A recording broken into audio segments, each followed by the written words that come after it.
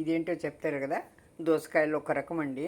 Kitchen waste వేసాను కదా, ఆ కిచెన్ వేస్ట్ నుంచి మొలిచిన మొక్కలండి. ఇది మొక్కతో వచ్చిన దోసకాయ అన్నమాట. ఇది ఇలాగే వచ్చినాయి, ఇంకా 2-3 ఉన్నాయి పైన. ఇది కోసుకొని వచ్చేసాను. నేను ఫోన్ తీసుకెళ్ళలేదు టెర్రస్కి, అందుకే తీయలేకపోయాను వీడియో.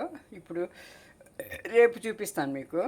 చూడండి, ఇది పప్పులు వేస్తున్నానండి. పప్పు ఆల్రెడీ పెట్టేసి ఇప్పుడు ఇది ముక్కలుగా కోసి ఇందులో వేసేస్తాను అనమాట.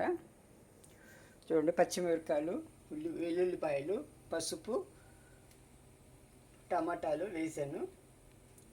ఇప్పుడు జీలకర్ర, మెంతి పొడి వేసుకుంటే తర్వాత ఈ ముక్కలు పైన పెట్టేస్తానండి. ఎందుకంటే కొంచెం పుల్లగా ఉంటాయి కాబట్టి పప్పు మెదగదనమాట. అందుకని ఒక గిన్నెలో పెట్టేసామంటే జీలకర్ర, మెంతిపొడి, వేయించిన మెంతిపొడి ఉందండి, అది వేసేస్తాను.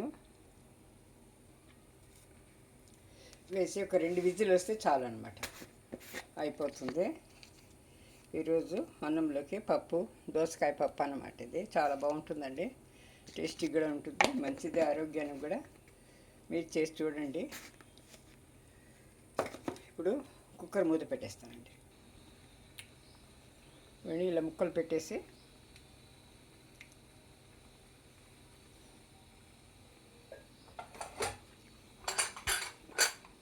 చూడండి, కుక్కర్ మూత పెట్టేస్తాను అనమాట.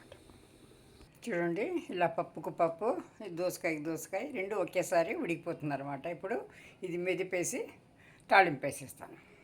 చూడండి, ఇలా దుమ్ముసు ముక్కలు వేసి మెదిపే. చూడండి, మరీ మెత్తగా కాకుండా ఇలా పంటికి తగిలేట్టుగా కొద్దిగా కచ్చపచ్చగానే మనము మెత్త చేసుకోవాలండి. పూర్తిగా మెత్త చేసుకోకూడదు, మరీ మెత్త కాకుండా అక్కడక్కడ పలుకులు తగిలేట్టు పంటికి తగులుతూ ఉంటే ఈ ముక్కలు, దోసకాయ ముక్కలు బాగుంటుందండి. చూడండి, ఇలా తాలింపు పెట్టుకోవాలండి. పప్పు మెదిపేసి అన్నమంతా అయిపోయింది. చూడండి, ఇలా పంటి కిందకి తగిలేట్టుగా ఉండాలి ముక్కలు, కొద్దిగా దోసకాయ ముక్కలు. ఇప్పుడు